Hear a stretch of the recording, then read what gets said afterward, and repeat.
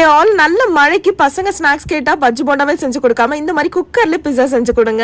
நல்லா சாஃப்டா அவ்வளோ டேஸ்டியா இருந்தது. எப்படி செய்யறதுன்னு பார்க்கலாமா? அதுக்கு ஃபர்ஸ்ட் ஒரு பவுல்ல ஒரு டேபிள் ஸ்பூன் அளவுக்கு ஈஸ்ட் ஆட் பண்ணிக்கலாம். ஒரு டேபிள் ஸ்பூன் அளவுக்கு சக்கரை, 50 ml போல சுடு தண்ணி ஊத்திக்கிறேன். மிக்ஸ் பண்ணிட்டு அது கூடவே ஒரு கப் அளவுக்கு மைதா மாவு ஆட் பண்ணிக்கலாம். கொஞ்சமா உப்பு, அரை ஸ்பூன் போல எண்ணெய் ஊத்திட்டு நல்லா பிசைஞ்சு எடுத்துக்கலாம். சப்பாத்தி மாவு மாதிரி பிசைஞ்சு வச்சுக்கோங்க. ஒரு 1 hour அப்புறமா மாவு இந்த அளவுக்கு உப்பி வரும். ஒரு தட்டுல எண்ணெயோ இல்ல பட்டரோ தேய்ச்சிட்டு இந்த மாதிரி நல்லா ஸ்ப்ரெட் பண்ணி விட்டுக்கலாம். டொமேட்டோ சாஸ் ஊத்திட்டு எல்லா இடத்துலயும் இந்த மாதிரி ஸ்ப்ரெட் பண்ணி விட்டுக்கோங்க.